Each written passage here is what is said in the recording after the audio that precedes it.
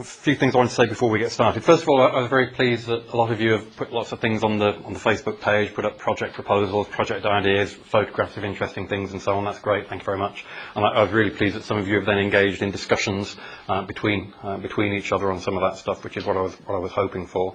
And you probably won't realise which ones are which, but I've noticed also there's a few students from previous years who've begun to chip in, and some of the comments that some of the feedback that you've had on your project proposals have actually come from students who've done this module in previous years. In fact, some students who haven't done this module in previous years. So that's part of the point of the Facebook thing, is that you get feedback from all sorts of different angles, as well as just from me, and you get it from each other and from other people as well. So that's great, thank you very much. Having said that, I was disappointed that not more of you have engaged with that, because it's actually quite a relatively small proportion of the group has actually done that. So I'd encourage you, if you haven't already done so, then please do. A few of you have emailed me and said, oh, we're a bit nervous about doing it. Just don't worry about it, just chuck it in. It's a friendly group. No one says anything too nasty. Well, no one's ever said anything nasty on there, I don't think. So do have a look at that. And I was calling it up just previously. You might be at me. I was just if you keep scrolling down, where are we? This is March 2012. So we're now looking at not last year, but the year before. So you can go down and you can see comments at projects that people have been doing last year, the year before, feedback on those projects from me, from other students, project ideas, stuff from Miriam, and in fact Dan, I think, did one of these years previously as well. So there's lots and lots of material on here that, for any of you who are still struggling to think of a project, and for everybody who's just thinking about all these different projects, there is a lot of material on there, so I would very much encourage you to get in there. And you'll see right at the top of this page, I think it's still pinned at the top, I'll get rid of it shortly, there's a note from me right at the top that just kind of goes on a bit about what I'm hoping you'll put up there at this stage. And I did ask you to put up something about your own idea of what's an inspirational landscape to you, a photograph or something to represent a particular landscape that means something to you, and a few of you have done that, which is great. And then something about what you're hoping to get out of this module. Because I always say, and this feeds into what I'm going to say in a minute about being lost. It's always useful to know what it is you're sometimes it's useful to know what it is you're looking for, otherwise you won't know when you stumble across it. So at this stage, at the beginning of the module, you really should have some idea about what it is you're trying to get out of this module, so that you can watch out for and try and find those things as you're going through. So if you haven't already done so, then please do have a look at the module web page. Sorry, the module Facebook page. Actually, there was another thing on there I was going to mention as well. One of the things that I posted on here a little while ago was it's down here somewhere, you'll find it, a link to a blog entry that I wrote just after, somewhere down here, just after we did the exercise last week about the lists and looking around the rooms. I wrote a little blog entry about it and then put a link to it on here. And I guess the most disappointing thing for me of last week was that none of you commented on that. I was hoping that some of you at least would come back and say, no, that's not fair, that's nonsense, we don't do that, we're not like that, we don't think that, you missed this, you missed the other, whatever. Or maybe, yes, you're absolutely right, we did do that. But something, I don't know, you shouldn't be at this stage, but maybe you're scared to argue against something I've put up or something, but don't be. The whole point, some of what I put up I don't necessarily believe. I put it up there to get something going, get you talking, get you thinking. So please try and engage a little bit more. If you're on Facebook, try and engage a little bit more with those things. So I don't know where it's gone. Somewhere down here since last week you'll find that. So please do have a look at that. Now, that exercise that we did last week with the lists and what you see in the room was actually a very important exercise. I kind of threw it in there. It probably sounds as if it was an aside and it wasn't really that critical to things. But it is actually right at the heart of what we're doing in this course, because the whole point of this module is to make the point that we tend not to notice everything that there is in the world around us, which is worth noticing. And so one of the things that we as geographers should be trying to do is learn how to notice more. How do we see these things that we're not seeing? And part of what we're doing in this module is learning to look at the world through other people's eyes. Remember what Proust said last week, Voyage of Discovery is all about seeing things through other people's eyes. So we're trying to see through other people's eyes. And that first exercise was intended to help you to just get started and to think about your starting points for what do you see when you look at a room, what might somebody else see, and we'll try and extend that. And it was really interesting to me looking at those lists, because I've not done that exercise with a group at this level before. And you'll see what I put in that blog when you read that. But I was very surprised at your lists, the things that you were choosing to notice about the room. And then I was even more surprised by what you put down as being my list, what you thought I would have been choosing to notice about the room. So I think it would be worth developing those lists as we move through the course, because they will be, I hope they will be to you and then to me at the end of the course also. They'll give you some indication of how your way of looking at the world maybe will change as we progress through the course. So I was going to just take a minute now, I guess, to try to think about how you can see more. What might you see if you looked harder? And if you think about looking at the world at a different scale, or from a different angle, or of a different time scale, or upside down. And one thing that Miriam's going to talk about later in the course is how making art about something forces you to look at it more closely. I gave you my anecdote last week, didn't I, about the Joseph Conrad Heart of Darkness novel that I hated years ago and never liked it, read it, tried it a few times to get into it, could never get into it. But at the minute I'm doing this project, some of you know about this from last year, I'm doing this blackout poetry project where you take a book and you take a bit of text and you black out chunks of the text, just leaving behind some of the words. And you might do that in such a way just to generate some pretty words, or you might do it to generate the essence of that page, or you might do it in such a way as to generate the opposite of what you think is the essence of that page. I haven't got very far yet, I'm kind of working into it. I'm thinking of turning it into essentially a landscape description, taking the landscape elements out of the book. I'm doing it as a kind of mock project for this module. Taking the landscape elements out of the book and highlighting those as we work through. But the interesting point is that by doing that, forcing myself is quite fun, but by doing this exercise of trying to use the book to create something new, I'm now quite enjoying reading the book, even though I hate the book and I couldn't even begin to read it the first time I tried looking at it. But looking at it in this different way, I'm now seeing a lot more in it that I didn't see in it previously. So one of the things that you can start doing through your projects is finding a way of seeing more in the things that you're interested in. So, I'm going to take 3 minutes, I'm going to do it again, your lists of what you notice in this room, but what I'd like you to do, if you want to join in on this, if you've got a camera on your phone or something, photograph some of the things that you see in the room. And by choosing what to photograph, suddenly you will discover that by having to make a choice about what to photograph, you will notice new things. So if I look at the room, I see such and such. If I think, right, I'm going to take some fancy photos, some nice photos, what shall I photograph? Because you're looking at it slightly differently, you see slightly different things. So, yeah, get going. Some photos.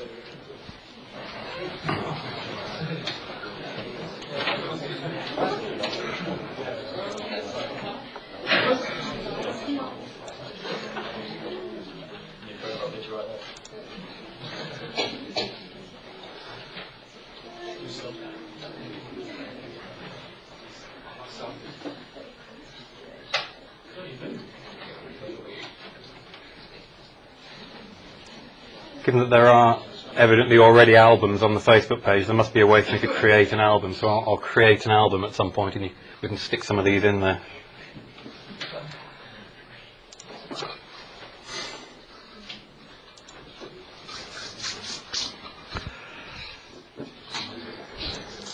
Feel free to move around if you want to for a few minutes. In a future week, not this time, I'm going to take a photograph of you in the room. I've just taken a few just now, just in your natural situation. But given the room is a landscape and you're a fundamental part of that landscape, in a future week I'm going to ask you to do something interesting as a landscape that I will then photograph, and we'll have alternative versions of the student landscape in the room. So you can talk to each other about that and think what you might do. Because you look pretty dull, actually, as it's kind of scattered pretty randomly. I'm sure you could think of something interesting to do with yourselves as a group of bodies. Especially with those crutches. Get those in there somehow. Yeah.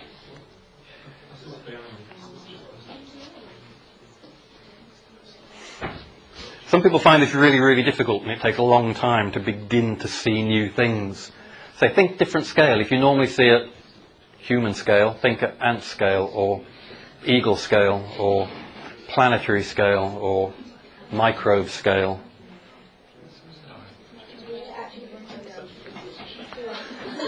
Suppose you were imagine you were a two-dimensional creature rather than a three-dimensional creature, so you only had length and breadth and no thickness or height. Right, that's how the The TARDIS, Doctor Who, bigger on the inside than the outside, is because it's got one more dimension, so you can, yeah.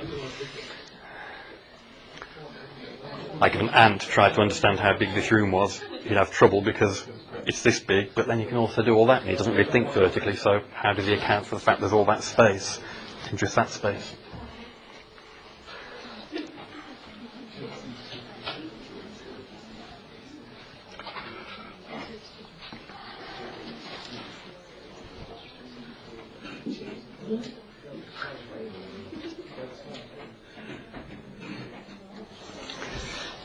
Now, one of the points I'm trying to get you to think about here is that you're making choices now. Last week you didn't seem to realise, or didn't seem to think about the fact you were choosing what to notice, you just noticed what you noticed. But the act of photographing it, it's more obvious that you're choosing because you've already chosen to photograph some things. You haven't chosen to photograph some other things that you haven't chosen to photograph. So if you didn't choose to get a close-up of the blue plastic on your chair, why not?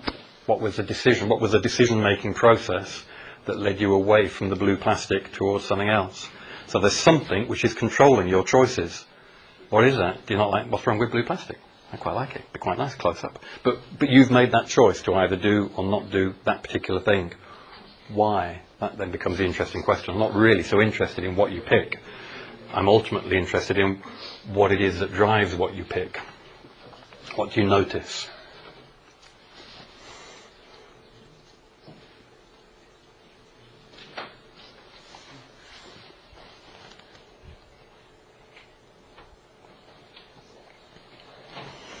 Now, obviously, the angle I'm coming at you here is I'm trying to make out, or I'm making out that you're somehow limited in your. I'm being very rude. I'm sorry for that.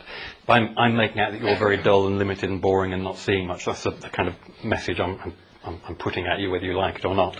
So your response to that might be to think, well, okay, if that's what he's saying, what's he suggesting about how we should? Well, you might not agree with it, but if you did, or if you just took that, accepted that for the time being, how might you change that? How might you break out of that limitation? How might you see more in the world? And that's what we're going to try and explore in today's session particularly. We're going to focus on that, and then it will obviously run through the rest of the module as well. So last week, with that first list, we were essentially identifying your starting point. The list, I'll give them back to you at the end of the course, but that list that you made in week one, that's how you said you saw the world, that's how you noticed things in this room, and what you thought I saw as a starting point. This week, we're going to start identifying some ways forward from there, and then through the remainder of the course, you can put those ways forward into action. So that's what we're about. And the title of today's session, I thought we should begin, or the importance of being lost. Because I think part of the problem is that we, not just you, all of us, we get used to things. Now, you remember I mentioned Marcel Proust last week in his book, In Search of Lost Time. There's long sections on everything in Proust, it's that kind of book. But it has long sections on his idea that getting into our habit of seeing certain things or being in a certain way or expecting certain things to happen or assuming that the lights will work in a certain way and therefore not really thinking about them, that force of habit is actually a really limiting force because it drives us to expect certain things and to ignore other things. So we see those things that we expect to see. You expected this to be a lecture room, not a missile silo. So if there were subtly disguised missile launch things in here, you probably wouldn't have noticed them because you weren't looking for them, you weren't expecting them. It's one of the last things you were probably expecting. But lecture room stuff, you all put that on your rather dull lists. You listed all the lecture room stuff that was in the room because that's what you expected, that's what you thought ought to be here, that was what your habit of being in lecture rooms gave you. And you accepted all those things. You said, yeah, it is one of them, yeah, I've seen an overhead projector before, I don't need to worry about that in massive detail. I know about, seen a projector, seen lights, seen walls, seen a blackboard. It's a bit different, it's a rolly blackboard. But basically you're looking for differences from what you're habituated to, what you're expecting. And because of that, Proust says, and this is my starting point, we stop really looking or noticing things if we're in a familiar environment. You take your familiar environment very much for granted.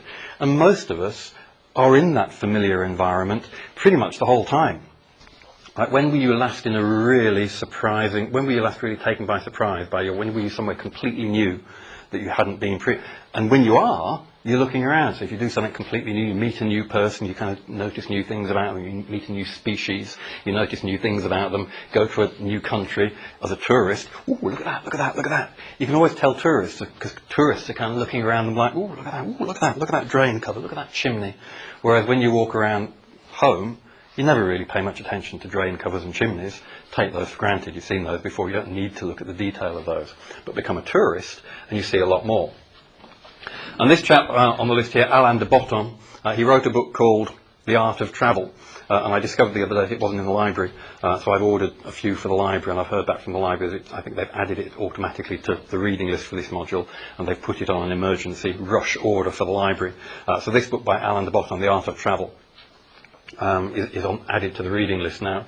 But he talks about this notion that if you consciously adopt the mentality of a tourist or a traveller, then you will see a whole lot of different stuff. So if I said, right, okay, we're on holiday now, we've never been here before, you're in looking at the ancient Greece or Florence or the tropical beaches or wherever you want to go on holiday, imagine you're there and how you'd look at things, and you tend to see a lot more. And he did some mini experiments in this book where he took his walk to work, but instead of just walking to work like he always does, he deliberately walked to work looking to see and so many things he noticed that he'd never noticed before, just because he's adopting this different perspective.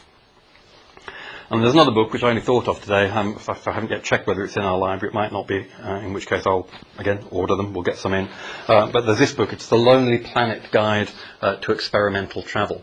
And it's a fun book. It's full of little activities that you can do.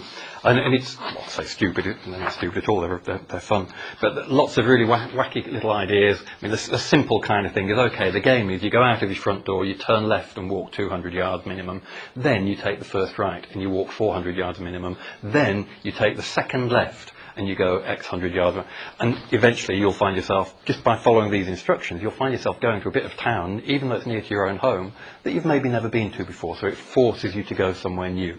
And there are lots and lots of different versions of that, where you write to someone or they have to write to them, and essentially randomized travel, where you're required to do certain things that you'd never have thought of doing originally, but by doing them, you discover new things, or you're forced to look at the world in new ways.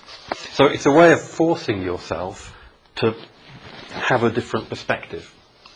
And with the experimental travel, a lot of that boils down essentially to forcing yourselves to be lost. And that's what the tourist is often, that's the situation that the tourist is often in.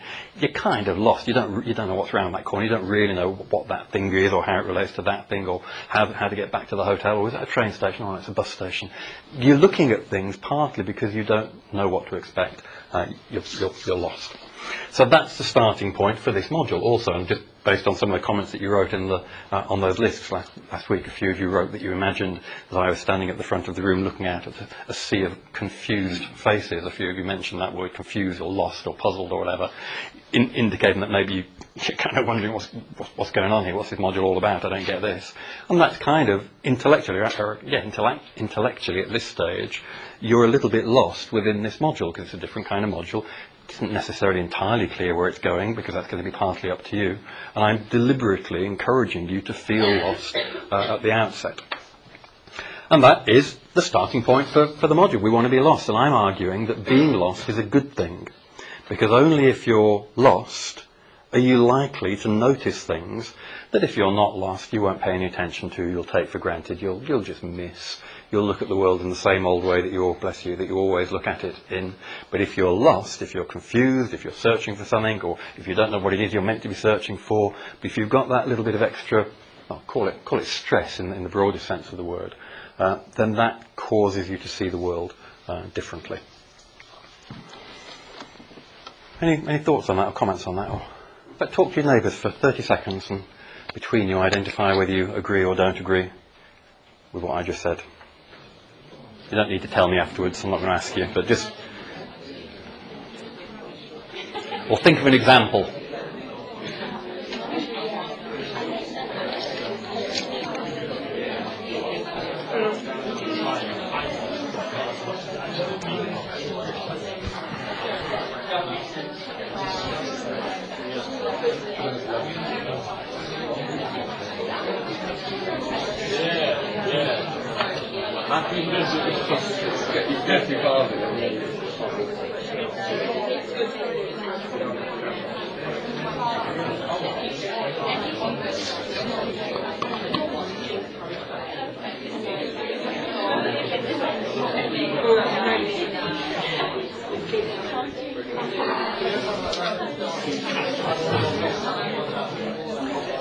Okay, just quick show of hands again, just so I know what to say or not to say. How many of you have heard of Werner Herzog, film director? If you've never heard of, as always, if you've never heard of Werner Herzog, go and look him up. He's another very interesting chap in lots of different ways. I'm just going to show you a couple of extracts. One's on YouTube and it's quite clear. The other one's, I don't know where I got it from, to tell you the truth, but another one's from the same film, but it's a scrappy little recording of it. I'm just going to play these two extracts to you. They're only a few minutes each. And I'm not really going to say much about them, probably, unless something occurs to me. But afterwards, I'm just going to ask you again just to talk to each other and see if you can come up with something to say to me about how at all, in any way, does what I'm showing you here, why am I doing this, why am I showing you this, in the context of what we've just been talking about. So see if this works.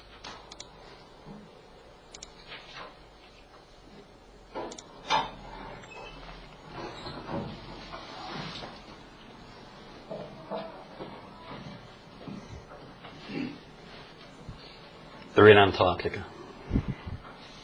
Who are the people who drive the heavy machinery, and what brought them to Antarctica? It's a long story. I've explored many different lands of the mind and many worlds of ideas. And I started, before I even knew how to read and write, my grandmother was reading the Odyssey and the Iliad to me. So I started my journey in my fantasy before I even knew the means of accomplishing it. But my mind and my psyche was ready for it. I was already traveling with Odysseus and with the Argonauts and to those strange and amazing lands. And that always stayed with me, that fascination of the world, and that I fell in love with the world. And it's been very powerful and been with me this whole time. And how does it happen that we are encountering each other here at the end of the world? I think that that's a logical place to find each other, because this place works almost as a natural selection for people that have this intention to jump off the margin of the map. And we all meet here, where all the lines of the map converge. There is no point that is south of the South Pole.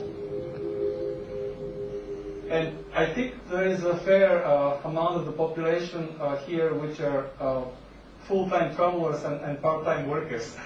So yes, those are the professional dreamers. They dream all the time. And I think through them, the great cosmic dreams come into fruition, because the universe dreams through our dreams. And I think that there is many different ways for the reality to bring itself forward, and dreaming is definitely one of those ways.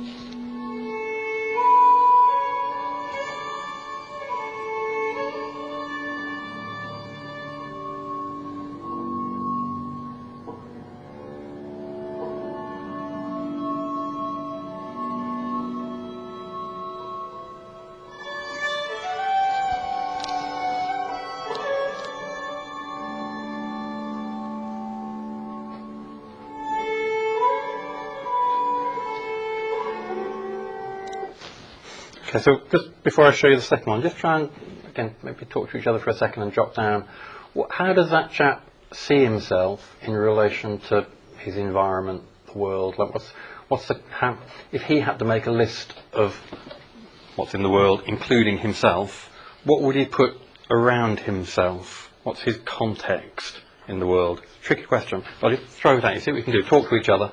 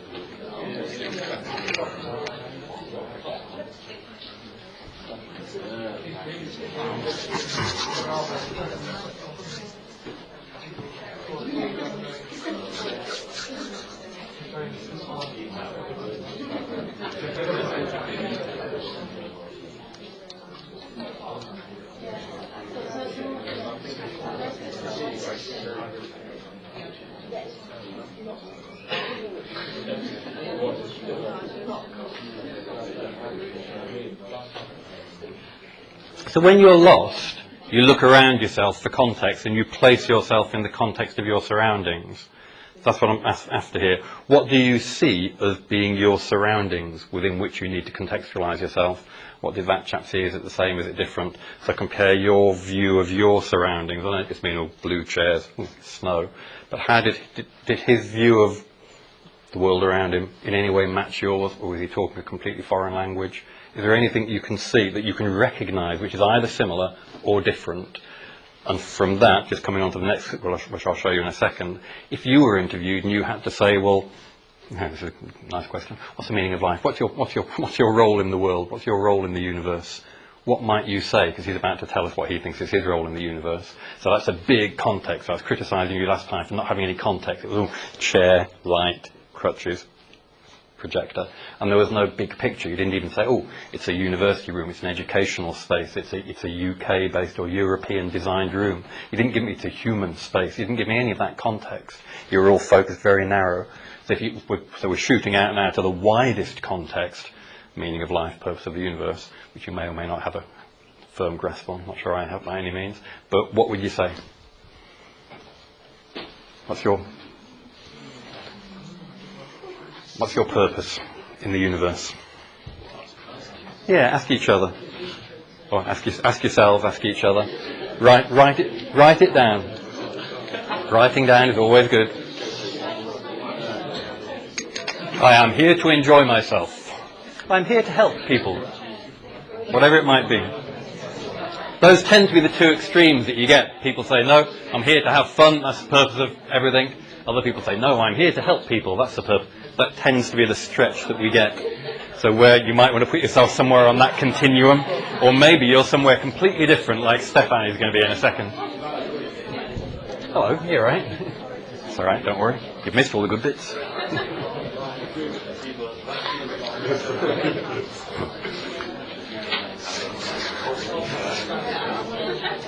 Everybody's just identifying their role within the universe. That's what we're doing at the minute. Purpose of life, meaning of life, your role in the universe.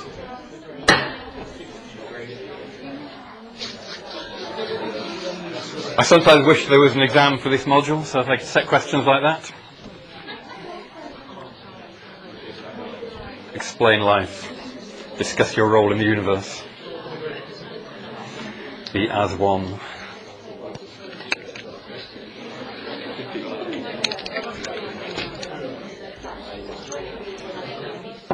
I say I quite like the what's his name?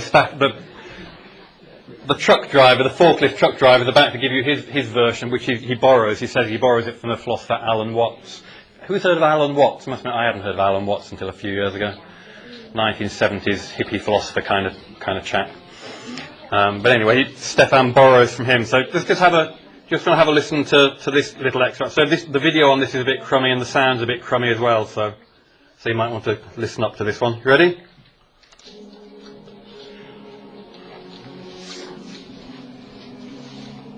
So it's an extract from later on in the same documentary.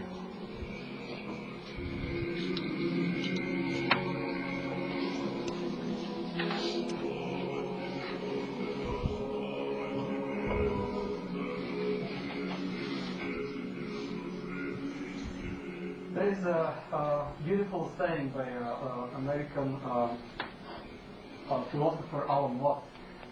He used to say that through our eyes, the universe is perceiving itself. and through our ears, the universe is listening to its cosmic harmonies.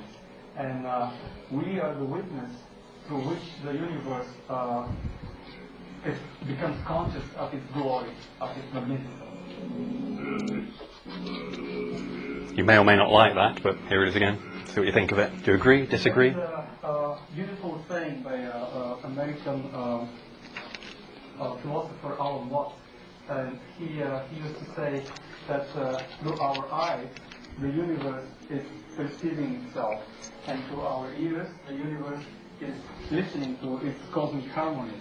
And we are the witness through which the universe it becomes conscious of its glory, of its magnificence.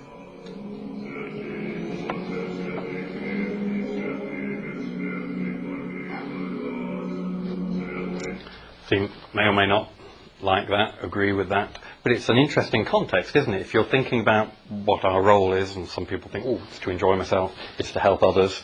Well, there's a different one. He's saying the purpose of human life is because, well, life, other things, the chair, the door, don't really see what's going on. They can't appreciate what's going on, whereas we can appreciate what's going on. But we're also, and this is the important part, he's saying we're part of what's going on, we're part of the universe, but we're the part of the universe that can actually notice things and then appreciate things.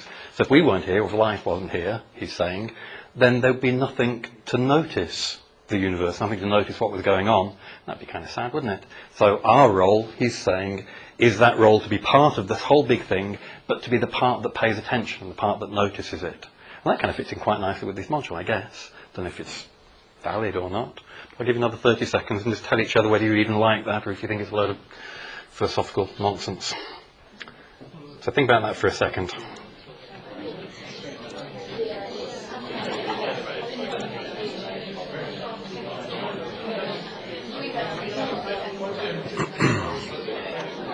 So that's the key quote, the key line there, I guess, at the bottom. Through our eyes, the universe is perceiving itself. Discuss. Actually, I think I might have an exam in future. Through our eyes, the universe is perceiving itself. Discuss. Have that as a short answer question.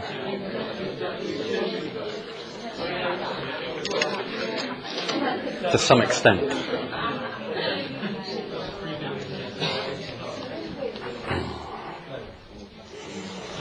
What are we doing?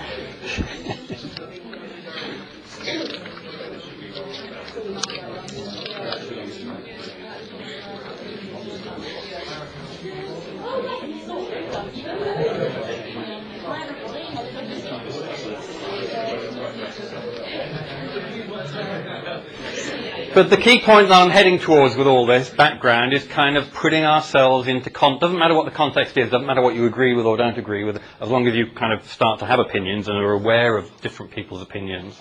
But just recognise that we can put ourselves in a broader context somehow, spiritually, religiously, practically, all sorts of different ways. But you can say, here's me, and here's everything else, and this is the relationship between us.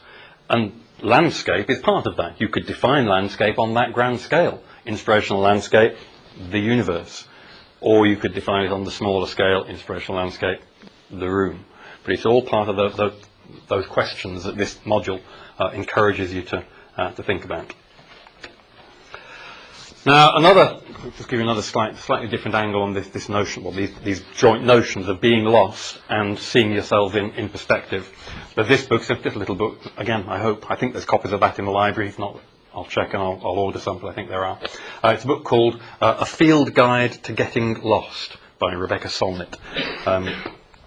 And she talks, well, you can read this for yourselves, I'll read it through just in case you can't see at the back. But she talks about this whole notion of getting lost. And then she also, in a second, gives an example of how different types of people look at the landscape around them. But this whole thing about being lost or getting lost, there's a difference between, oh no, I'm lost, and, right, I want to be lost. The experimental travel kind of exercise that we talked about previously, deliberately losing yourself. And she says, not to find one's way in a city may well be uninteresting and banal. It just requires ignorance, nothing else, says the 20th century philosopher, essayist Walter Benjamin. we may come across him later on in the course as well. But to lose oneself in a city, as one loses oneself in a forest, that calls for quite a different schooling. To lose yourself, to surrender, to be lost to the world, utterly immersed in what's present, so that its surroundings fade away. In Benjamin's terms, to be lost is to be fully present. To be lost is to be fully present. And to be fully present is to be capable of being in uncertainty and mystery. It's okay to be uncertain. It's okay to be lost. That's part of reality.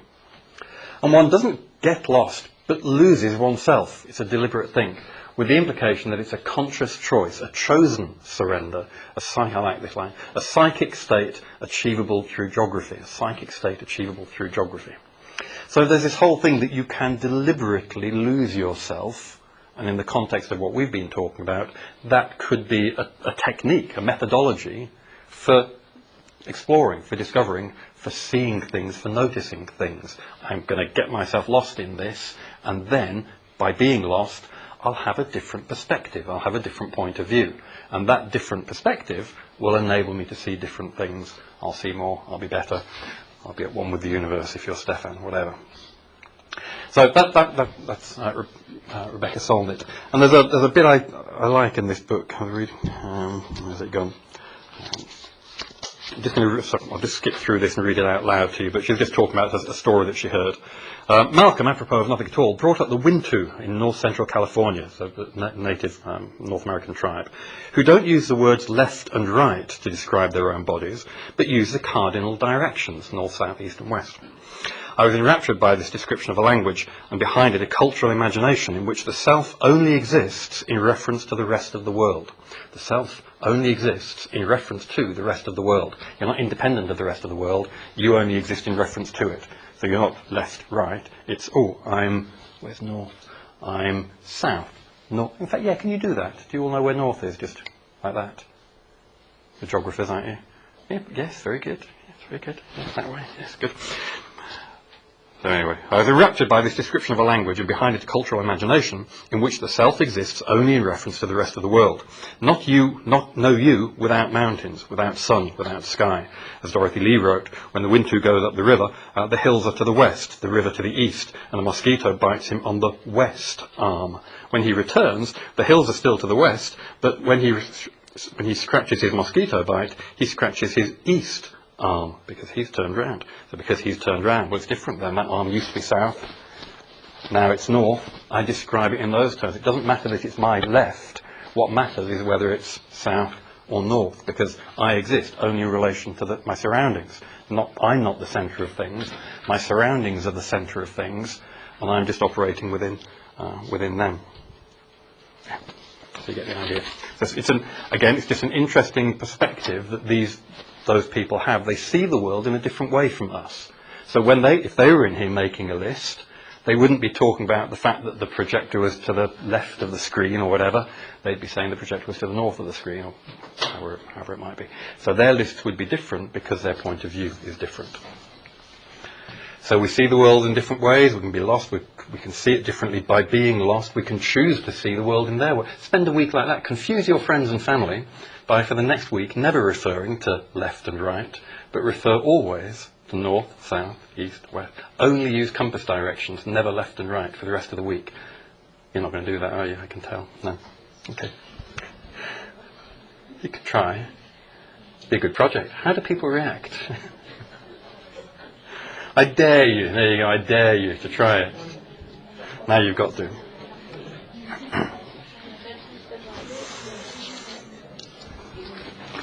Okay, so we're at the beginning of the course. We're talking about being lost. I'm saying it's important to be lost because when you're lost, you can see things differently and you can see more. As you see things differently and see more, you can then start to be geographers and put together a map of everything you've seen. So gradually, when you have a worthwhile list of things that you've noticed in the world, then it becomes worthwhile to make a map of those things, to organise them in some way that you can reflect on them and communicate them. So we're into the third hour of the module. It's about time we had a map of our course, isn't it? So that's what we're going to do next. We're going to think about a map for the rest of this module. But in order to do that, we need to think about what maps are, what they include, for example, and what they don't include. It's the same thing about choice. when you were making a list of the room, other than the fact that you just put it as a list rather than in spatial locations, you were kind of making the basis of a map. So you were choosing what to include and what not to include. So what might you include on a map and how might you put it there? So for example, is north-south, north, south, east and west important on a map? Or are there other things that are more important on a map? Regardless of what it's, or does it depend on what the map is of? Do we have to know what we're making a map of before we can decide what the important criteria are? My guess is that you think we do. I'll say we don't. So we'll see how we get on with that. So what aspects of a landscape are you going to include and not include in your map? Let's look at an example, a couple of examples. This is from 1932, a map of the London Underground, and this was before a chap called Harry Beck came along and invented the map of the London Underground as we know it now, this topological map that kind of simplifies everything into simple directions. That's the 1932 map of the London Underground. Then Harry Beck came along and he said, that's messy, that's hard to kind of use in any kind of a planning or navigational sense if you're trying to find your way around. How do you get from Wembley Park to Victoria? Well, hang on, what would you do? And so he invented this version, where distance and direction don't feature. These two things aren't really that far apart, and that tube line doesn't really go in that direction. If you go back to this one, you can see it's a little bit different from that. But he did this topological map that just took the essentials that you need for the particular purpose of a route map for navigating your way around London. And that was his first version of it. And then this is the modern version of that same thing. And you can see it does exactly the same. This is just a zoom in on the middle bit, but it does exactly the same thing. Oxford Circus, Tottenham Court Road aren't necessarily that far apart and at that orientation. There's no north. There's no north point on this map. There's no scale on this map. There you go, it would fail in its geography degree, wouldn't it then? Because you always have to have north point and you always have to have a scale, don't you? Well, north point is variable. Scale is variable. We don't care about that. All we care about is the relative navigational. Yeah. Surely that is a north though, because the north of London is... Yeah, there's an I suppose, yeah, it's almost like there's layers, aren't there? On the one hand, there's the map of London that you're familiar with north at the top and south at the bottom. And then, based on the assumption that no one really knows where the tube lines actually go, because they're all weaving around underground, onto that map of where north really is, we'll plaster this imaginary map of the tube lines. So even if we say north is at the top and things are roughly in the right places, if, as we will in a second, you were to take this map, put it on a real map of London, and put Holland Park on Holland Park, and Marble Arch on Marble Arch, well, if Holland Park is there and Gloucester Road is there, no way is Marble Arch there. That isn't their orientation in the real world. We'll have to move it. And so, I think the next one might do that. So if we do that, so good point, but yet if we do that then, if you correct it, you have to squidge it around. So a line, pick an example. So yeah, so whatever the red line is, sorry, I'm not familiar with the London Underground, but that line, which appears to be running east-west, in reality, it's kind of east-west, but it's a little bit southwest, and it kinks a bit. And so the geography is a little, so there's roughly a north point, but it's a variable, flexible, fluid, bendy, wendy north point. So which of these is right, incidentally? What, you like this one? You like that one? You literalist. What, you like this one better? Who likes this? Yeah, you tell her. Who likes this one better? Sorry. Who likes this one better? So the other one had less lines on, that might be why she did. Yeah, this is kind of a different zoom, has it? Yeah, it's different degrees of, yeah, there's a little bit more detail on this one. This is some, although is that?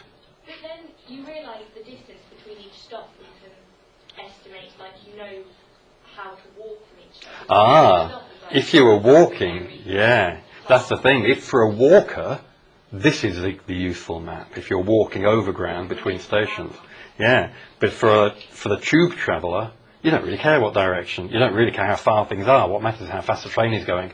So if the train happens to go fast between two distant points, it'll actually be a quicker journey than if the train's going slow between two close together points. So the geographical positions of things don't really matter so much to the tube traveller.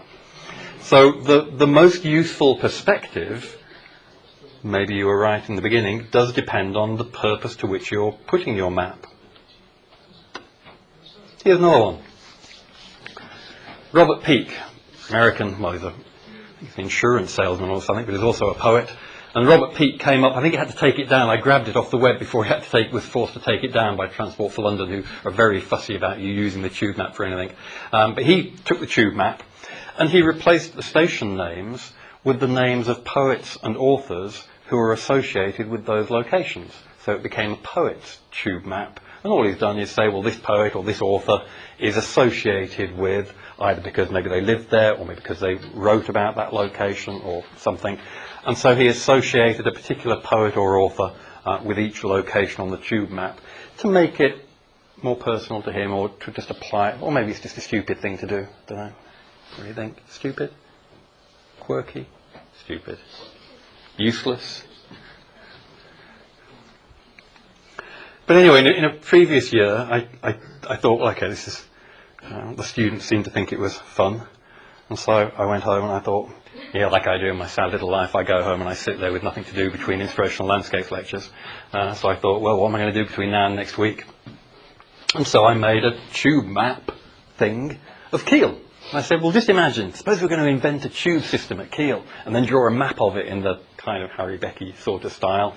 So we have a circle and we have these two, they cross at Union Square. If you can't read it, it goes from Church Plantation to the Covert, Barnes, Darwin Building, the KPA, Kiel Hall, Lindsay, Larchwood, and then back up to Church Plantation. This one goes from the Thorns and Kiel Village, Union Square, Horwood, the Observatory, Medical School and the main entrance. Golfers Arms, pub, golf centre, tennis courts, sports centre, Union Square, Kiel Hall, Clock House, weather station, down into the woods. Yeah. Had a sad life. However, the students liked it last year, and they picked up on it. And Rhiannon Pratt, former student from a former year, did this one. I stuck it up on Facebook, and it took off. And Rhiannon did this one where she did a Kiel map, and then there's a connection from all the things around where she does stuff at Kiel, where she studies and where she lived off campus, and home in North Wales and stuff she did with whatever she's doing down in. But she made this map in a kind of similar set of all these things. Okay, yeah, brilliant, great. And another student said, well, okay, let's take it further. Well, where could you take it further? What else could you put on that map? If you've got the slides, you can look ahead and get a hint, but if you haven't got the slides, don't. And just think, what would you do next? What might you do? If you had to make a tube map of your life. Yeah, a tube map of your life. Good project. In 30 seconds, make a tube map of your life. Time starts now. Okay, 10 seconds, stop. And Nina did this. I liked this. I thought this was good. I don't think we had geography benches in those days. I would have given her a geography bench. And so she identified aspects of her life, friends, university, sports, her character, her appearance, her family, whatever, pretty random selection, but you can choose what you like, it's her map. She chose these things, and she made a map of these things, but it isn't just a random splodge of all the different stuff. They overlap at appropriate points. So, for example, her character, she said, she was impatient and stubborn and active, but sociable and strongly motivated. She also said she's interested in sports. So her sports line crosses her character line at active. There's a connection. The active thing is both sports and her character. And because her characteristics with family, and that's at her social life. So you kind of have to twist it round. And I quite like that. Is that good? Is that useless? Or just stupid? Not stupid. Quite good. I think she came from the real Kiel, the other Kiel in Germany. If you think she just can't spell Kiel, it's because her home university was Kiel in Germany. I thought it was quite good as well.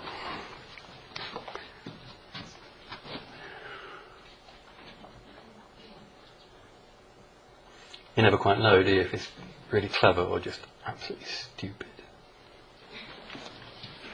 Who thinks that's a really stupid waste of time? Then you've got the middle ground where you can sit without putting your hand up if you want to. And then who thinks that's really quite good? Okay, I think it's quite good. I quite like it. If I had time, I'd try one of them. But Sadly, there's just not time. What's inline skating? Inline skating, is that like roller skates, but you've only got all the wheels are in a line rather than side? Like in my day, roller skates had a wheel at each corner, whereas nowadays, I gather, the wheels. Is that inline skating, or am I revealing my utter ignorance again? Yeah, well, it is. So inline skating is roller blading, but they're just different.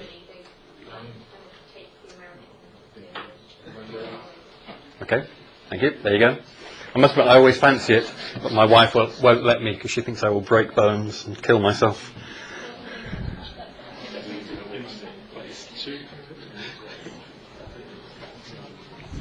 Any comments on that, or any thoughts? I just said to him, it's like contradiction. It's like, he said for her to be active, she's got to play sport, but there's no reason why she's impatient or stubborn. It doesn't link with anything. No, you're right. It's incomplete. Yeah, it's deeply unright to her. I don't. Yeah. Yeah. What's that? Yeah, is that geography? It's a map. Like, maybe Can- if she put like swimming, say, in a location that was where she went swimming. You're a very demanding group, aren't you? Okay, well, your homework for next week then is to take Nina Peterson's map and fix it. Or not. But no, you're right, it's not perfect. Now that I know you have such high standards, I will of course be expecting just stunning projects. Yeah. Anyway, there you go. It's a thing. I wonder what's going to come next. David Shrigley, artist, tube map.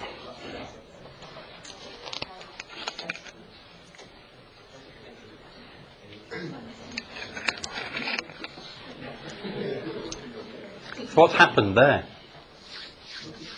You said... You reckon? Well, I'm actually curious to know whether the lengths of each line actually match the lengths of line in the real tube map. Like, has he taken a real tube map and stirred it up, or has he just made up some rubbish? Because if those actually match the lengths of the real lines, I'm seriously impressed. If he's just drawn a ball of wool and called it the tube map, I'm not interested. It's a nice idea. So, lots of different, just running back, lots of different versions of that particular map. Which one is right? Which one is wrong? When does it become stupid? When does it stop being geography and become something else? Can you have maps that aren't geography, or as soon as it is a map, it becomes geography? Who knows? Well, you need to know by the end of the module, because there'll be a question. So what would a map of a module look like? And again, remember, you're always going to be trapped into this thing where you think you already know, so you're going to say that it looks like this because you've seen one before. Forget what you already know. Don't think of the module handbook or the course outline or anything like that. What should a module map look like? This module in particular, what do you want? What would be a good map? Do you just want a list? In week 1 we will do this, in week 2 we will do that. In week 1 I will mention these boring people, in week 2 I will mention these boring people. In week 10, yay, we're finished. Is that a map? Isn't it dependent on the person? Okay, so you each need your own map. Jolly good, yeah? And what you learn each week, it can change. Right, so your map is going to be what you... It isn't a map from me then, which is good. It's a map of your learning, not a map of my input into it, because it's your module. You get stuff from it. So you each have your own map of what you're getting. How will you organise it though? As a list or as a... You wouldn't list it because every week interlinks with each other, so it's like a fluid. It might be broken up time-wise, but it's a fluid kind of... Okay, so there's lots of connections between things, which is why it can become a map rather than a list. Probably needs, like, remember three-dimensional chess from the old Star Trek? Probably needs to be like that, where you've got all these different layers and levels. Yeah? Surely you'd need some kind of thing to mark it against, like either place, like a concept like time, so we 1, 2, 3, I think, or place, say, like where you had a lecture each week, say we had a lecture each week, then surely... Okay, so you want a framework. Something on its own, you need something to compare it to, like you were saying last week. Yeah, because if it was on its own, it would look like that. But even that's on a bit of paper, which is something. It's not floating free in space. But yeah, no, I kind of agree. Okay, so you need some kind of framework or some kind of criteria against which you can plot your map. Like in a traditional map, we have north, south, east, west in a scale and some fixed locations. And then we map the soils or whatever it is onto that base map. But yes, it's like a base map that you're looking for, onto which you can then plot your learning. I'm not really giving you a base map, sorry. Yeah, Robbie. You got us to do something similar to glaciology, and I ended up doing it with like the key words are structured at the top and the bottom of the page, and then every other word that goes in, having lines drawing it. Yeah, so the map that Robin is talking about, for the glaciers course, I encouraged students as they went through the course to identify the things that we talked about in lectures each week, and then also identify the ways in which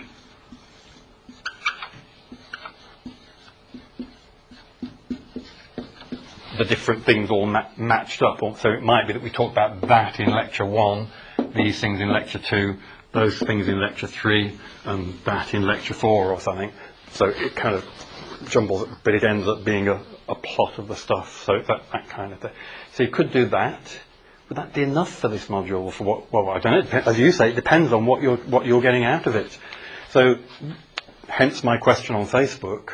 What is, and Shiva, that's your question, what is the framework against which you're going to plot whatever you get out of this module? You're not going to notice what you get out of the module unless you have your base map. I'm not giving you a base map. Third years now, you're all grown up. You need to find your own base map, and then you need to start plotting onto it whatever you think is coming out of this module. No, it's too late to change now.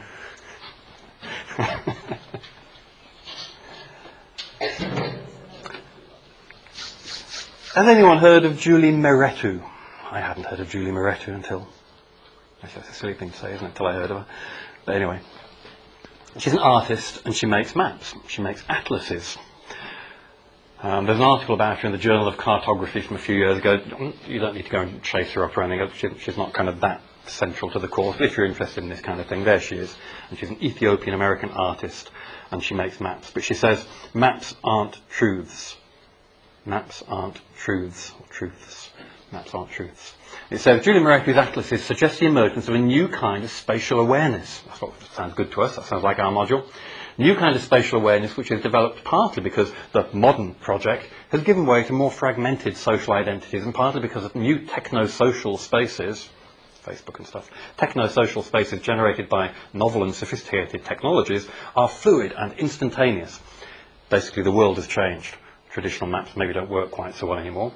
And so she's creating hybrid landscapes that are dynamic, multi-perspectival, good word for this module, lots of different perspectives on the same map. So you've got a map with north in 3 different positions depending on the thing that you're putting on the map.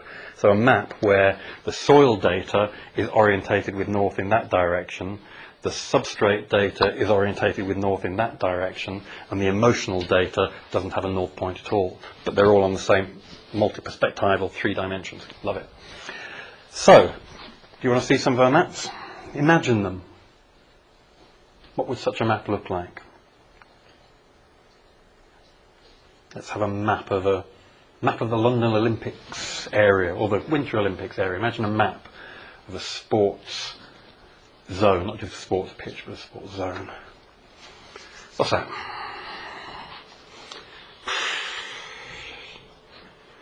Sheesh. What's that? Yeah.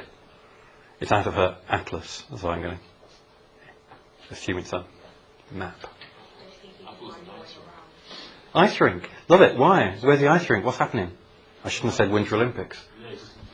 But then, what's that? The Olympic rings. What are these?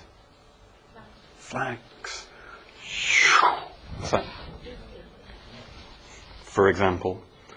What are all these little dots and dabs running around doing stuff? Okay. You really believe that, yeah? You fell for that one. Wait, no, it's true. Meretu constructs her spaces by appropriate by appropriating and layering imagery from a variety of disciplines and phenomena. The elements that begin most of her work on the bottommost layer, so she starts with a blank sheet of paper, some type of schematic or blueprint or a perspectival rendering of architectural elements. So somewhere at the bottom here, underneath everything, there's probably a ground plan of the Olympic area, for example. Overhead plans of urban areas or drawings of entire structures. After building a base of several layers of these structures, Moretu maps out her large swirling clouds. Much like the human population of a geographical area, these large areas of marks are comprised of individuals. These clouds become tribes, nations, entire cultures capable of growth, trade, movement, conflict or extinction. And this is from a series called Stadia, sports stadiums. And it's a kind of a map or representation of a sports stadium that includes all those elements. Not a traditional map. You might say, oh, it's not a map, it's just a view, it's just an artist's representation. But in her mind, they're maps. It is showing the relationships, spatial relationships, if that's what you want in geography, between these different components of the underlying plan, the framework or the base map that you said you'd want, for example, if you're having a map, and then these individual elements, the people, the tribes, the nations, the flags, the rings, which are then superimposed on that base in some pattern that reflects their relative position or their interactions or something.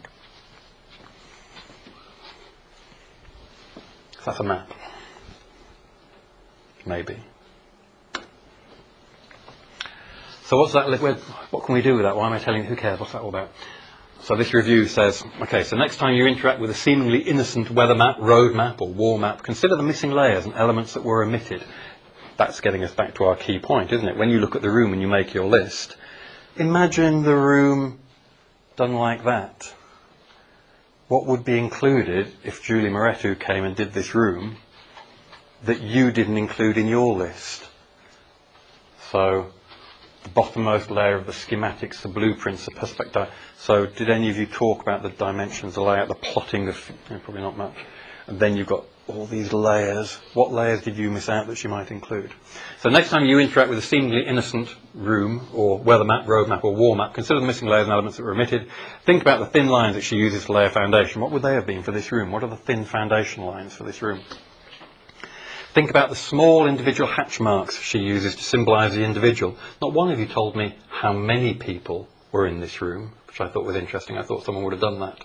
I didn't then criticise you for being too whatever, but I thought somebody would. I would have done.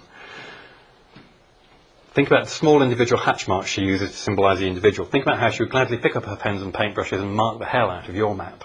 So if you made a map, you made a list, what would she do to it? Or you try doing that to it then. The point is to see the world through other people's eyes, other people's perspectives. Try seeing it through her eyes, through her perspective, and look back at your list or your map. I say a couple of people have done that, have tried doing that for projects for this module in the past. If you scroll back down through the Facebook page, you'll find some discussion of that, I think. Yeah. Does she include time?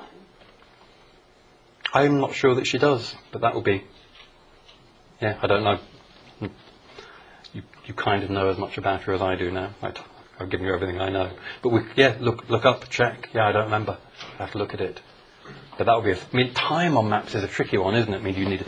For time, you have to have a series of maps. Or on a single map, can you map the difference, like interferometric maps on for glaciers, where you take a picture of something, you then take another, or a satellite image, you take another satellite image a year later, and you don't plot the two images.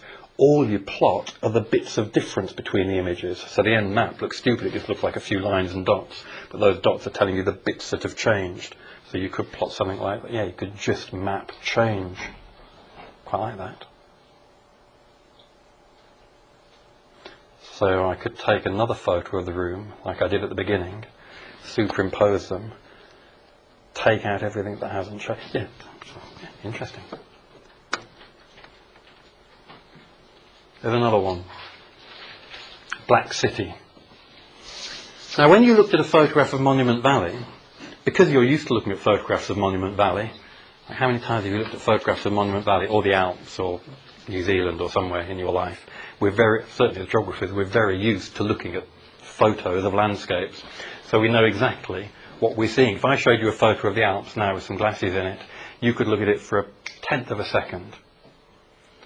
And then you could describe, I bet you think, what was in that photo. You say, oh yeah, there was that, there. Because you kind of know what was bound to be in there. And you can kind of make it up. Your imagination will fill in the gaps of what you didn't see. With this, you're not familiar with it, so it's a struggle. So this looks, that's not a landscape, or that's not a map. Well, it is. It's just different from what you're used to. Imagine you saw, this is how she sees the world. Remember you were trying to list how I saw the world, and you assumed I saw the world exactly the same as you do. Maybe I do, we'll come back to that later on, or not. She's not seeing the world the way you did. She's seeing the world differently. It's not a bad thing, it's just different from you, so it's a good thing. You want to try and take some of that on board. You might not like it in the long run, but it's different, so have a go at it, and then in the long run, keep what you like, chuck away what you don't like.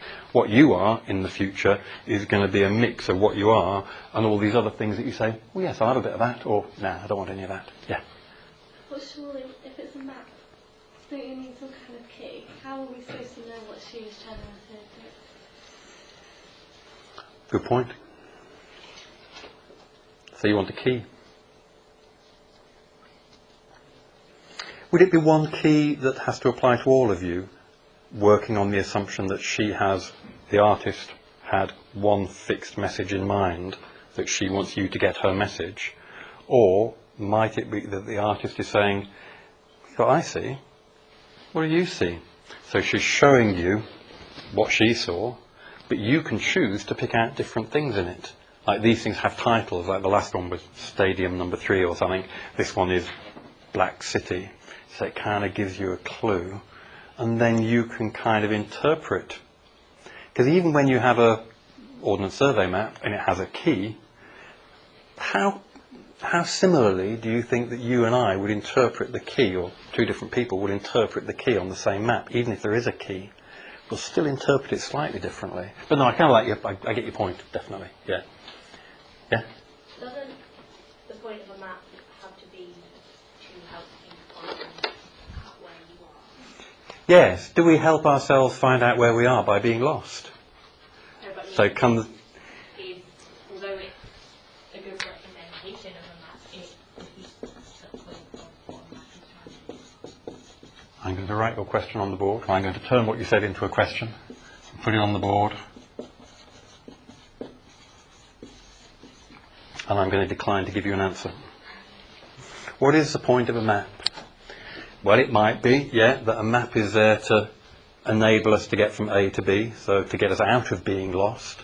Is it to give us I guess the definition that most people come down to when we have this discussion is that a map is a realistic or accurate representation of the spatial relations of the features that you're putting on the map. I guess that kind of works, does it, for us as geographers? Accurate representation of spatial relationships between things. But does it have to be that? And who's to say what accurate is? Remember so is Harry Beck's tube map not a map because it isn't accurate? We tend to think of the Ordnance Survey map as being right, and then the further we get from the Ordnance Survey map, the less right it is, until eventually it becomes just wrong, and you can't do that, and you can't call it a map. And that is well beyond that point, I'm guessing, for most of you. This is just so far beyond being a map. You're even wondering why we're talking about it. It's a painting, it's not a map, it's a picture. That's what most of you are thinking. Because you have a pretty fixed idea in your own mind of what you think the point of a map is and what a map should look like. Harry Beck's tube map is somewhere on the spectrum between Ordnance Survey, correct, and that, stupid. Harry Beck isn't correct, it's been twisted and twirled for a particular purpose. Well, is this not just going down that same line, but further? Yeah, Mike. You see it as a map. I'm reluctant to tell you at this stage what I see. Because at this stage I'm conscious of the fact that some of you still probably will think that what I see is right. I'm sure many of you don't even begin to believe that. I'm not saying you do, but I'm sure there are some people, shaking your head. I'm sure that there are still some people in the room who think that because I'm standing at the front saying stuff, I must know what I'm talking about. It will become apparent as we progress through the course that that isn't the case, and so you'll feel less So I don't want to say what I think, because otherwise you think, if I say, no, it's not a map, it's nonsense, I'm just giving it to you to make you think a bit harder, then you'll say, that's right, it's not a map. Whereas if I say, yeah, because, you'll think, oh, right, so it is, I need to take that seriously. So I don't want to tell you what I think, sorry. That's why, based on last week, I'm not yet going to tell you what I see when I look around the room. We'll come back to that. Yes, you first, then you, then you. Wouldn't the map then be a relative for just because it's dependent on the person? Kind of just a relative for a representation. Yeah. Roadmap for peace. What's that? It's not a map. It's a political strategy, but they call it a map. I'm going to go to a meeting this afternoon. I've got to go to a meeting this afternoon. In fact, do you want a break in a second? I've got to go to a meeting this afternoon where I'm sure we're going to be mapping out the future course of the structure of undergraduate degrees. It isn't a map. It's an academic plan.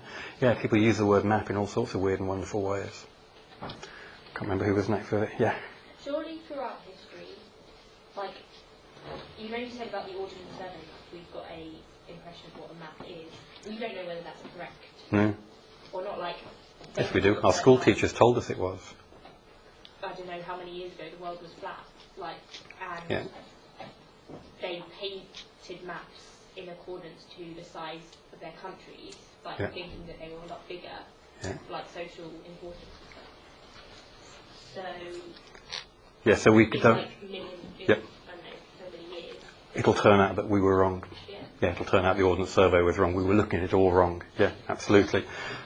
My family motto is, what you see depends only partly on what is actually there. So the implication being that you can never actually be sure that your description of something is the right description because you're not seeing it all. So the Ordnance Survey sees in a certain way might have been wrong. Yeah, exactly. So suddenly we wanted a base map earlier on. Well, that base map's all shot out of the water now then, because we don't even know if our base map was right. Finally, then we'll have a little break. I was just going back to like something with dealing with post-colonialism last year, when they said that like, all the maps have been altered by us so that Britain was at the centre.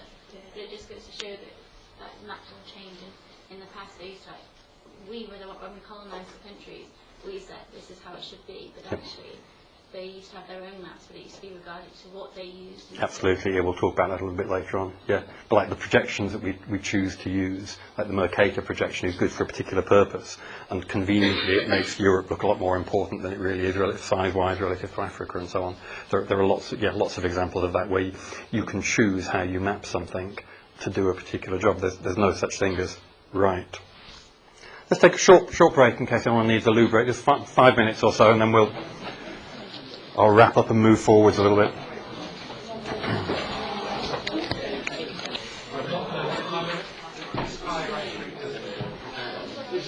Okay, let's move on to something. I've just put a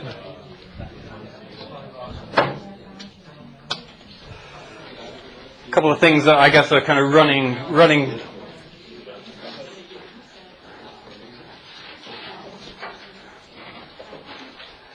commentary, if you like, or running points to carry on through the rest of the module.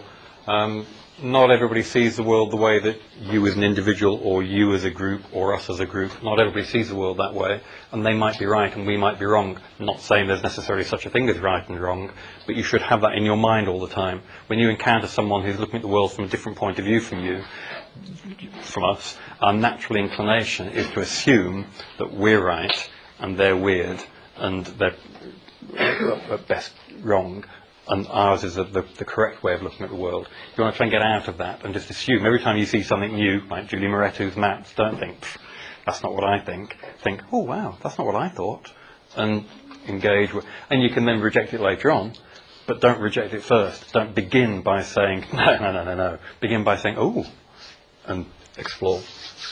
And so that's really what this module is all about. I'm going to continue throwing things at you, and Mim's going to throw things at you throughout the module that are partly designed just to make you say, oh, well, that's different, and then you can decide where you think that boundary is. But I suppose to answer your question from earlier, Mike, I'm not going to throw anything at you which I don't think belongs here. So there are no tricks. So in a sense from that, I guess you can read that, I think I accept Julie Moretto's stuff as being a map. I'm not going to give you stuff that isn't, and then kind of trick you into thinking that it might be, and then suddenly reveal that in fact no, it's not.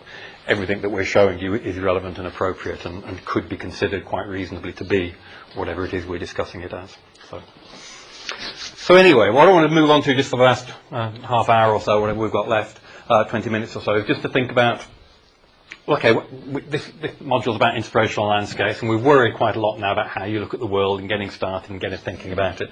Let's now just begin to look in a little bit more detail at, okay, what are these inspirational landscapes and how do they inspire? And at the end of the last lecture, and I suspect this might be a running theme with me, I didn't quite cover all of the slides that I was planning to cover. You'll have noticed on the handout, on the printout, that there were some slides I didn't go through.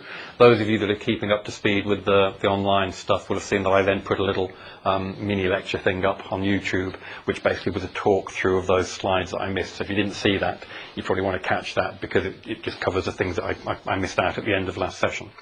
And this kind of carries on a little bit from that, just thinking about, well, okay, what do landscapes inspire in us, and how do they do that? How might they do that? And these are some pictures that I grabbed off actually last year's lot off Facebook. So you can find, if you scroll back down through the Facebook page, you'll find these and a little bit of discussion about some of them. But they're fairly straightforward inspirational landscape images. It's kind of like, as I said earlier, if I blasted up a quick picture of the Alps with a glacier and a cable car or something, you wouldn't need to look at it for long before very quickly accepting it as a stereotypical image. There you go, Machu Picchu, you can accept that, you know what that looks like, you don't really need to look at the picture. There may well be something in there that you're not expecting, but you're not going to notice it because you think you know what that picture looks like already.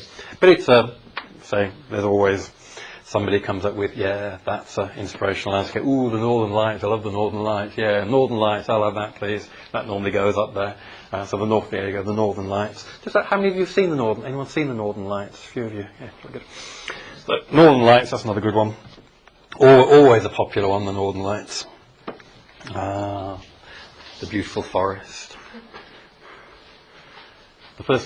What do you think, the person who put this up didn't put it up because of the beautiful forest? What do you think they put it up because of? Why did this landscape, do you think, inspire this particular person? What might it have been other than, ooh, the beautiful forest?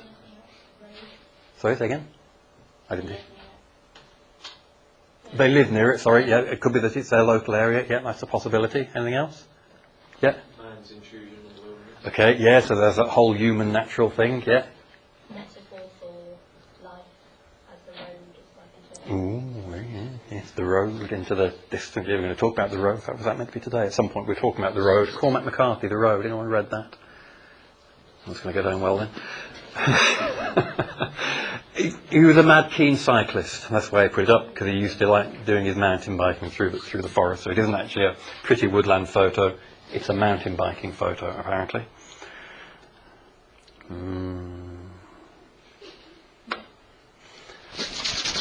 So what was the common link there? Either in terms of what they all had, or maybe what did they not have? Anything in common? What were they all like? Natural, yeah? Yeah, not many people. Some, but always very little. Another theme that comes up later in the course, the notion of small people in a big landscape. Lots of cinema works on that idea. Yep.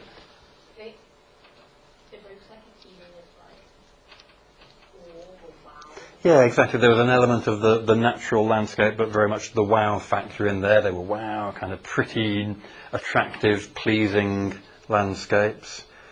What didn't they have apart from people? What would be the opposite? Well, yeah, just imagine what would be if you're going to, a bit as you did with your early on Facebook, where people were putting up countryside images, so you gave us London, great. Another alternative way of doing the opposite to those images. What would be a negative version of them? What might you put up? Destruction, yeah? Yeah, so felling the trees, or some war, poverty, famine, all the bad stuff. No, so yeah? Yeah, it's the boring stuff. Yeah, everybody there is inspired by... In fact, we were having a little conversation just kicked off on Facebook about photography and the possibility that photography kind of makes us expect everything to be super technicolor and special. And so once you've got all this kind of fake photography out there, you then don't really appreciate the real world so much. So yeah, so maybe a flat, boring landscape. Yeah, of some kind. Yeah, I quite like flat, boring landscapes. Okay. Well, the one that we came up with last year or the year before with this. So that isn't what most people initially think of as being their inspirational landscape. But we haven't really looked at that word inspirational very much. Inspirational just means it inspires you to something. You can be inspired to all sorts of things. You could be inspired to want to go and help, or to do something about the situation, or to whatever. Or some people might be inspired that that's their inspiration to write poetry, do art, do social science, do environmental, whatever it might be. But again, there's that chocolate box assumption that when I say, give me your inspirational landscape, pretty much everybody begins by giving me a chocolate box cover, by giving me a pretty picture of something. Whether it's urban or rural, all I've had so far on Facebook is pretty pictures of attractive landscapes. Attractive for different reasons, pretty in different ways, but that's all you're giving me, which is, well, maybe if that's your honest response, then great, but it's a fairly limited kind of a response. So just think of your own inspirational landscape, whatever it might be. It might be one that you've posted up already, or one that we talked about. So just get it in your head, and then I'm going to make a few points, and I want you to use your example that you've thought of as your example as we go through these points for you to think about. So the question is, what do landscapes inspire then? So you've seen the pretty chocolate boxy ones, and you've seen the people scouring through the dump for whatever. And there are lots of different things that landscapes can inspire. And I'm not saying here that, oh yes, power is the first thing. Every landscape must inspire something to do with notions of power or relative importance. This is just an example. Your one that you're thinking of might not do this at all, but just try and come up with an equivalent then. So if I give you the landscape of New York with all the buildings that were built for specific purposes to impress, to impose, to create, well, you could argue to create fear, to demonstrate superiority, perhaps to perpetuate and satisfy pride, correct? All these different purposes for which a city can be made to look the way it looks. And you might say they aren't the appropriate ones, they're just random selections. But for whatever reason, what can a built environment generate? All these different kinds of things. Now, for whatever landscape you've thought of, whatever it is, built environment, country lanes, whatever, can you do anything with that? Or is it completely different? Try and in your mind or on your page, make a slide like this for your landscape of choice, with a bullet point there as to, so if you've got New York, you could have had this. If you've got something else, give me a bullet point, or give yourself a bullet point with what that landscape does to you, for you, to other people, to whoever. If it's a created landscape, then what was it intended to do? Why did they create it that way? If it was a natural landscape you chose, then how come that bit of nature has the effect it does on you? What is that effect that it has on you? Does it scare you? Is it the wow factor, make you want to go there? Whatever. So what is it that a landscape inspired? We talk about inspirational landscapes, but what are they inspiring? And again, think outside the Tupperware pack.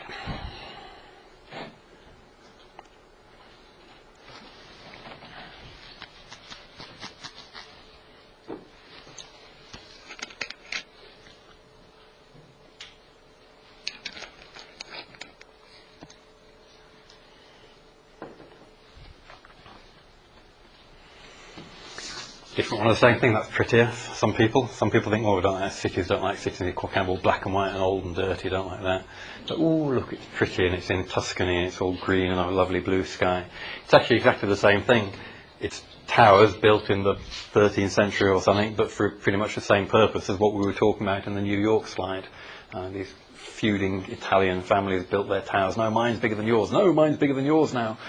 And so they ended up with medieval skyscrapers, but for much the same reason as we end up now with skyscrapers popping up in cities all over the world to demonstrate whatever it is they're meant to demonstrate, economic superiority, technological advancement, whatever it might be. So for your landscape, can you think of a second landscape which kind of does the same thing but in a different way? So in the same way that could equally well have been, that bullet point could have been presented with that pretty picture instead. For your picture that you've now generated, your bullet point, think of a different picture that could go with it, or a different environment. So instead of thinking of different things that the same environment can inspire. Now let's do it the other way around. And we're thinking of the things that an environment inspires. Now we're thinking of another picture, another environment that inspires those same things. So these are all exercises just to try to get you to think a little bit sideways.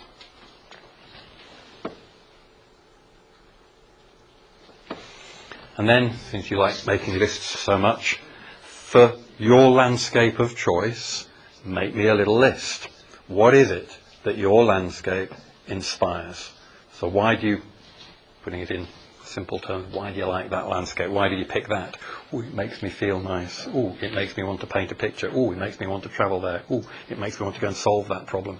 What is it? What does your landscape that you've imagined, your personal one, what does that make? What does that do for you? What's your list?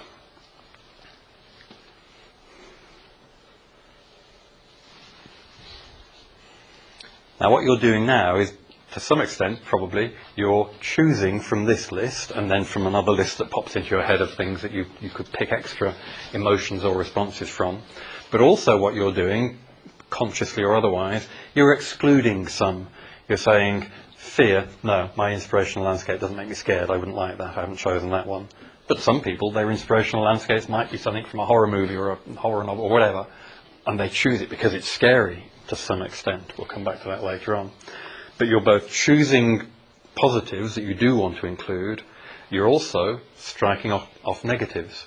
And probably when you made the list in week 1 about what was in this room, you were probably doing the same thing. I bet you looked around and you thought, no, I'm not going to include that, I'm not going to include that, oh, I'll include that. But you were, to some extent, consciously discounting things. I'm sure some of you would have thought, skirting board, no, steps, no, that rubber thing, no, ooh, plug. Well, why? What's wrong with the skirting board? What's wrong?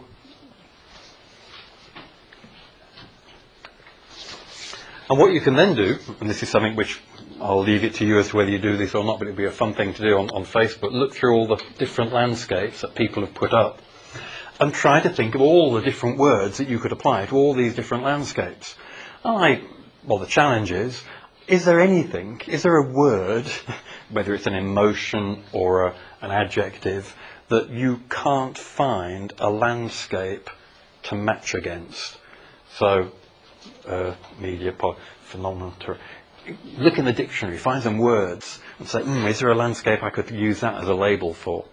And it might stretch you to the point where you say, oh, hang on, this is just useless, because you can use any word. Any word can be applied to landscape. And once you get to the point where anything will do, well, then it stops being much use. Things generally in the world are only useful if there's a limit to how many of them there are. Once you say, you can say anything. It's like later on in this course, a lot of you will be saying, oh, it's all just a matter of opinion. If this whole thing was just a matter of opinion, then it wouldn't be important. It wouldn't matter, because everybody can have an opinion. It doesn't matter then. It only matters if you can start to limit those opinions or categorize or classify those opinions. So what different kinds of words can you apply? So if you look at a landscape, and some of them they're like fatigue. Like up until previously we've been saying things like, oh yes, it's pretty, it makes me want to go there. But fatigue if you look at it, I bet there are pictures that you could find or places that you could go where you associate that landscape with that feeling. If any of you have ever been stuck halfway up a mountain, can't get up, can't get down, stuck there for days waiting for the helicopter to come and get you, fatigue, or other words, may well apply to that landscape in your memory. The words that apply might be very much to do with your own personal experience, but they can be applied. And you know this website, Wordle.net. Has anyone, you tried that? Have you done Wordles? No? Who's done Wordles? You haven't lived. What's the point of life without Wordle.net? It's Wordle.net. You go there and you grab some text from anywhere, doesn't matter what. You then go to, better to choose some better text than that. Choose your last essay. But yeah, get your essay. You go to the create box. You say, whatever. You then say, here's my text. And you say, go for it. And it takes those words,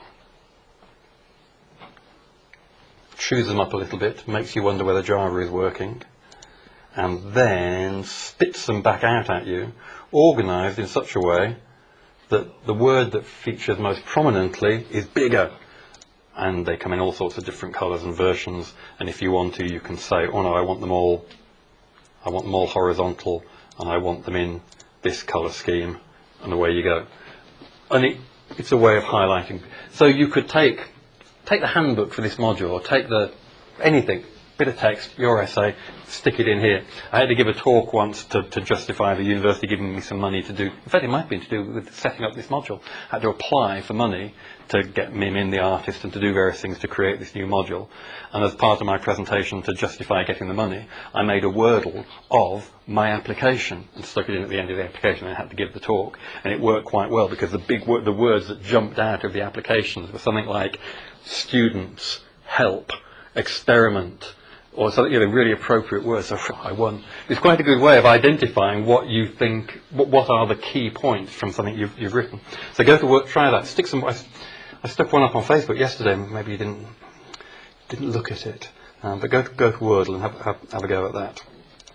So there's a Wordle that I made. I'm not sure that might. But I think that is the handbook. That's a Wordle of the handbook for this module, or the web page for this module, or something. I just copied and pasted the web page, stuck it in Wordle, and that's what came out last night when I was just sticking it in there. But try doing that. In fact, look at that. I hadn't noticed that. Look, landscape. In fact, I might just cut. That could be the logo for the module. Landscape. Look. I like that. I should do this module. I'd get a good mark for the project, I'm sure. I'm sure I'd enjoy it more than most of you seem to be doing, but never mind. And the final thing, how are we doing? Yeah, the final thing I want to kind of move on to today before just saying a little bit about reading is, well, how do landscapes inspire? So you've begun to think a little bit about what these landscapes inspire in you. How does that work? How does that work? And one way it might work is purely physically or literally. The landscape itself might do something to you physically or aesthetically. Well, it's pretty, it's not pretty, or emotionally. So just going and standing in a landscape, being in a landscape, has a physical or practical or literal effect on you. There's an actual effect of that landscape.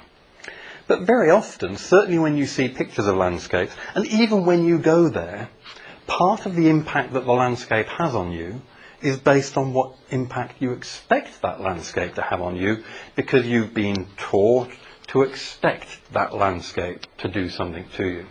So this landscape here, which is what it is, it's some rocks, it's some trees, it's some woman looking out over the view, okay, whatever.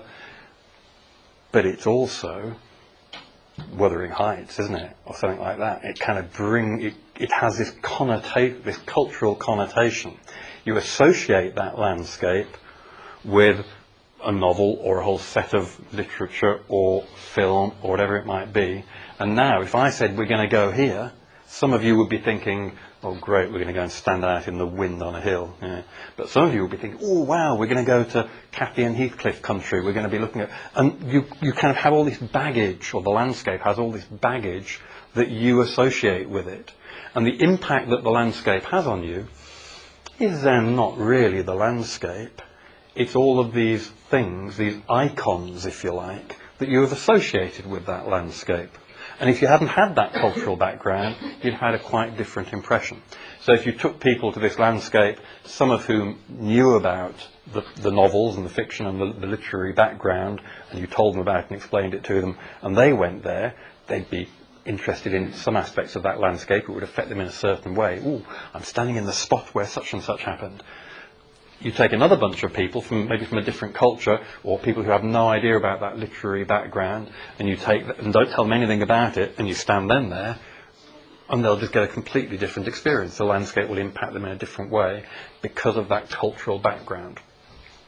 So the meaning, therefore, the meaning and significance of a landscape comes from both its physical, actual, real characteristics, but also largely, in many cases, from its connotation, be that to do with cultural imagery such as music and film and so on, or historical imagery that you know it's where something happened in the past.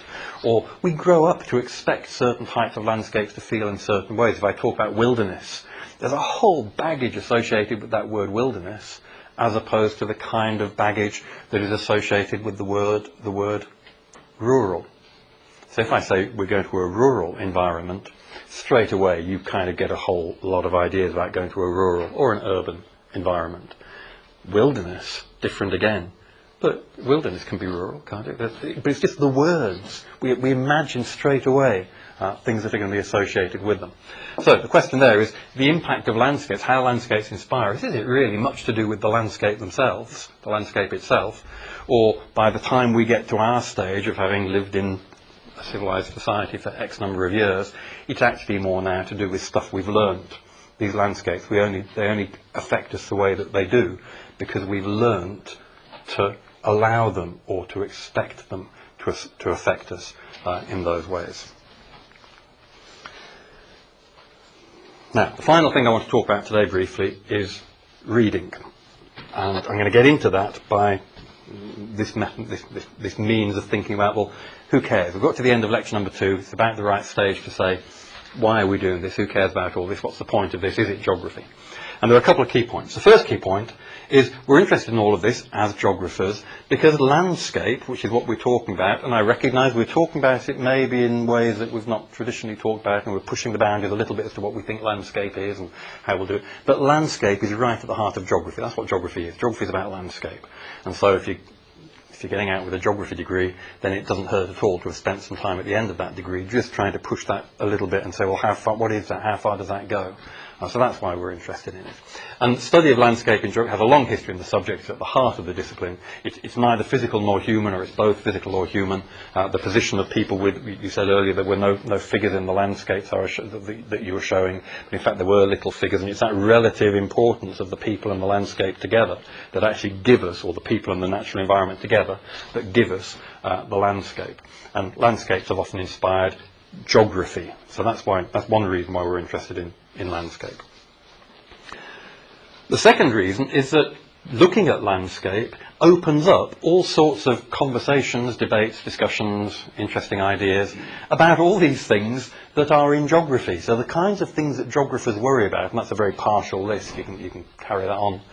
All these things that geographers worry about, whatever it is that you're most interested in geography, we can get at and we can explore a little bit more by starting from this perspective of thinking about landscape. So whatever bit of geography you like best, by starting to think about landscape in the way that we are doing, you can apply this to your chosen area. So some of you like glaciers, some of you like post-colonialism, whatever it might be.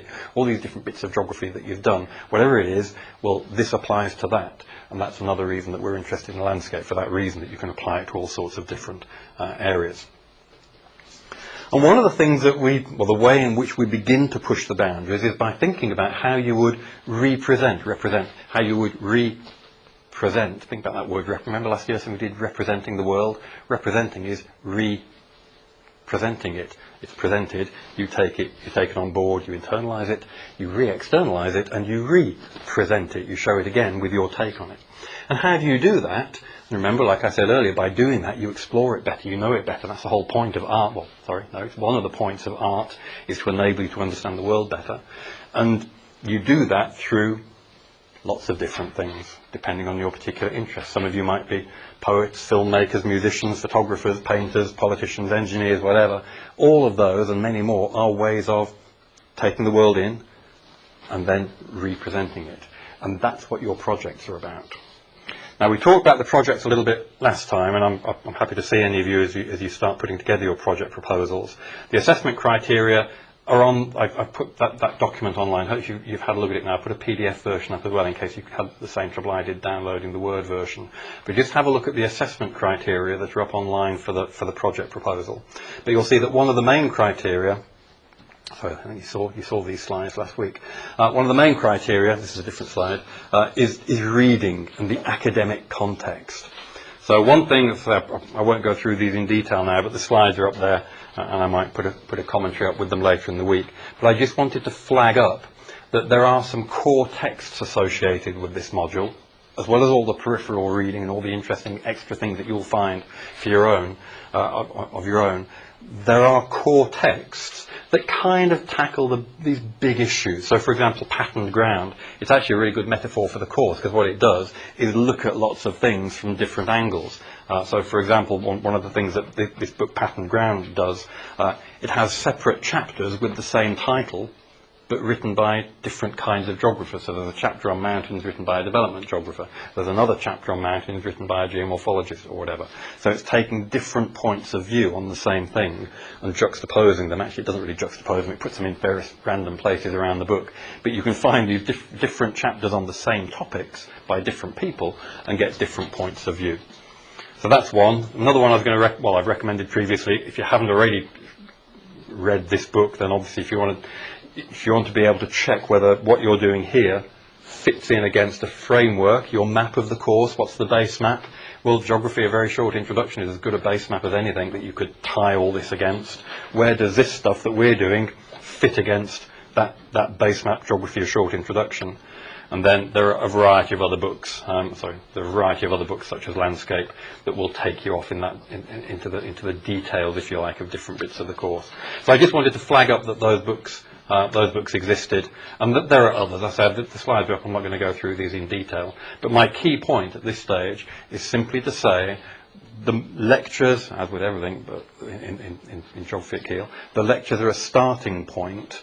And I'm encouraging you to go out there and read stuff. And when you put in your project proposals, obviously don't just base them on airy-fairy, I thought of this. Remember to relate them back to some literature so that your proposal is clearly to do something which is in some way related to previous work done by geographers. If you're having trouble with that, get in touch and we can talk about it. Stick stuff up on Facebook and you can share ideas, and we'll take it from there. Okay? You've got 1 minute left if anyone has any burning questions, but my guess is you're ready to go, so we'll stop. Same time, same place, different stuff next week.